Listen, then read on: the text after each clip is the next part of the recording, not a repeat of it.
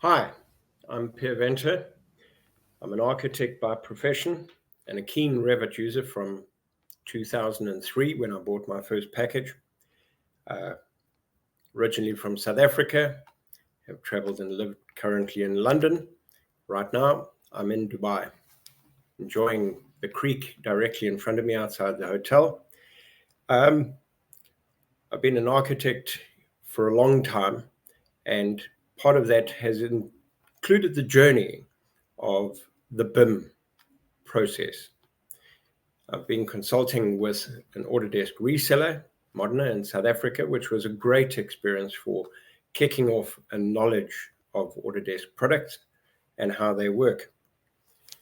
I started off like the older people with tracing, drafting, and using pens. All of a sudden, we've now moved through into a digital era with all those consequent changes. So this talk today is about where is the end. So when we start projects, as an architect, typically I think that we've been probably the best qualified people to be involved in the early decision making within the project. Through my life now, some of the experiences that I've gained have given me a much more broader picture of the project lifetime, the whole life cycle. And I think that's a valuable lesson for everybody to have. Principally, some of the early lessons that we had learning drafting were absolutely implicit in the knowledge that we've been able to build up. And I would like to see that that was being transferred. So, without much ado, it's been a little bit hot outside today, and let's kick off. Part of the BIM process talks about moving our vision, starting at the end of the project and working our way backwards, understanding what we have to deliver.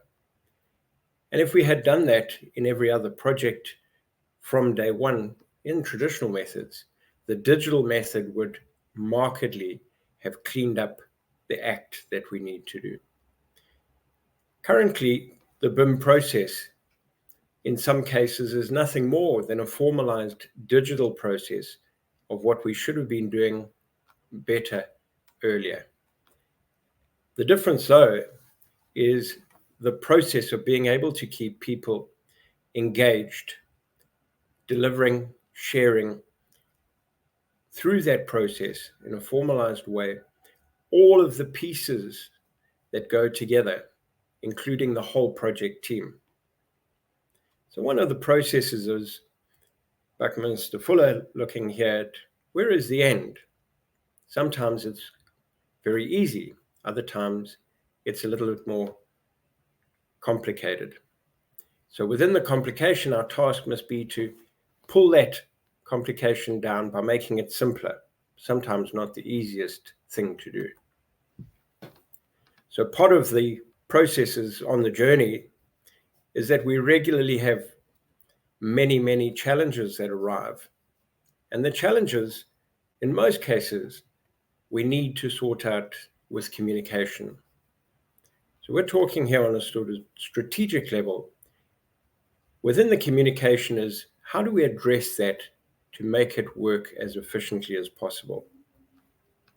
So within the BIM process, we have a couple of things that contribute considerably. The first three, I think, are probably the most implicit parts. That's people, process, and technology. And the important part is that they actually are interrelated, and without all three, you can't get the best project out. Within some of these exercises, while we're putting together projects, we need to have a look at where there are weaknesses within our engagement. Now, initially on this path, I found that we have a tendency to be very insular, very isolated traditionally, and in certain places in the world, in my experience, it's been even more, I'm going to use the term embarrassing, about how much we are siloed, when in fact, the moment that we work and come together, we suddenly find that things start getting sorted out without reams of emails. So the important part is the whole project team, architects, engineers, structure, mechanical, and the QS, because we all have an integral part to play making sure that that building can actually be constructed. Part of that exercise is coming back to all of those milestones, making sure that we actually do need to get a contractor engaged early on. Principle behind that is that we wouldn't be documenting things twice, because we would be getting the right construction method, the agreed construction method. We'd be getting a reasonable price, because everybody would be able to contribute to that. So the end in sight means small, lean, bite-sized chunks are working because it's been planned and documented in that way. The contractor is a very important part who typically contractually gets moved out and only gets engaged later on in the project. The other person that's probably, or party that's so important, is the client, the developer. And I've been fortunate enough to have been engaged now in organizations where you're on the client side, not on the design side, but you equally are seeing what the end product is. And if we haven't catered for the end product, the rest of the work that we do going towards that will leave chasms, as we well know, where the contractor hands over a room full of paper and says, there's your asset management.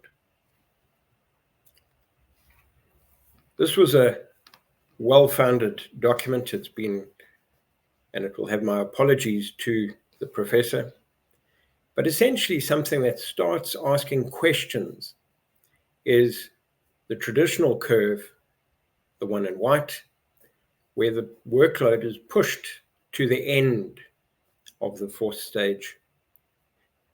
When we start looking at the engagement of BIM, and hence the earliest steps, the small red arrow indicates that what we want to see is we want to see people engaging from the benefit of early input. But we do need to open discussions with clients, with contractors, with the team about the early expenses, the extra work that goes into getting the model prepared to be able to share that when everybody else is getting the benefit. Probably the most important part that I've experienced right now is if we don't pay enough attention to the knowledge base, the lessons learned, and all the engagements with every party that's involved, from the supply chain right the way through to the client, we will never benefit from that knowledge base.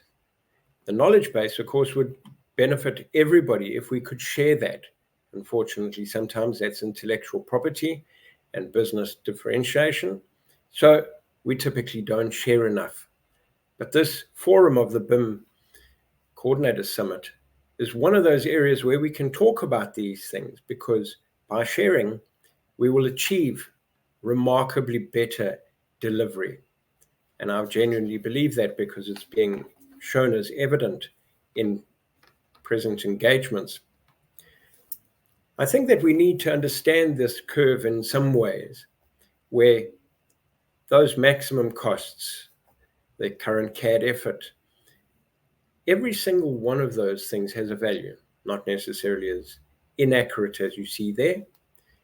But I think that they are indicators, and that's part of the performance specification, the performance details that we put into early projects, completed projects. Because only when we refer to the performance can we actually measure that for the next project, so that we can obtain a fair fee rather than a totally cut price fee, or something that's been made so lean that we can't actually do the work properly. I think it's important within this is that we do need to understand it, but we also need to understand where the sequence of decisions are being made. And from the brief, how does that instruction from the brief evolve into the planning that takes place and the execution of those plans? And that's the reason the BIM process builds all of those incremental blocks.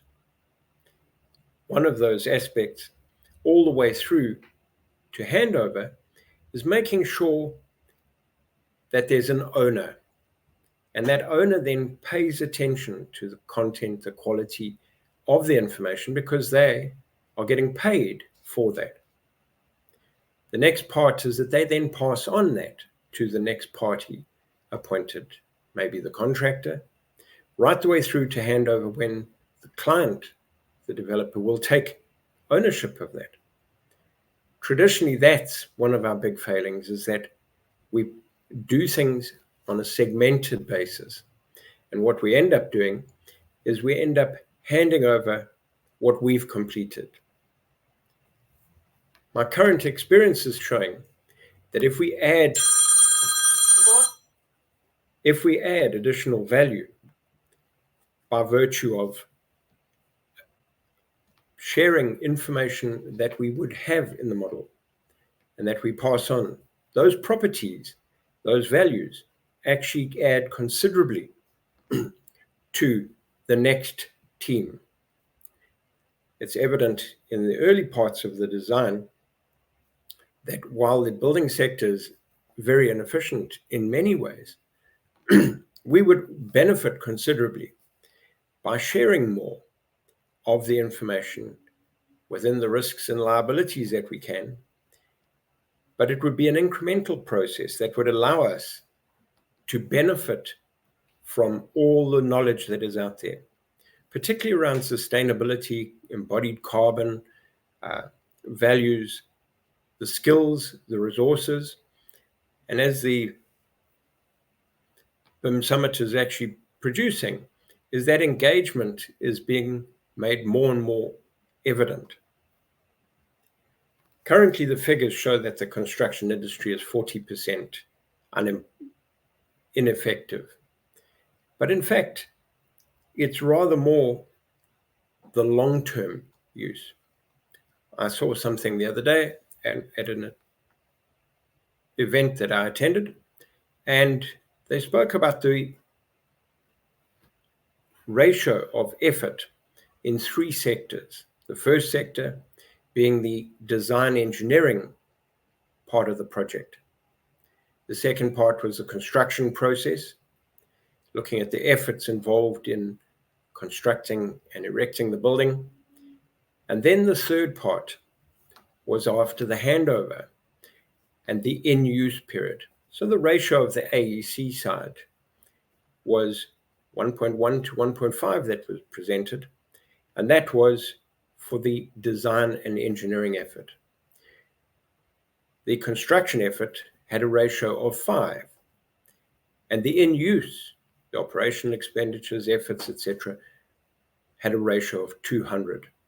And I thought that was really significant when we start talking about cutting fees and paring down the early capital costs, when we have such an enormous input that the BIM design engineering can contribute to the in-use value of that project.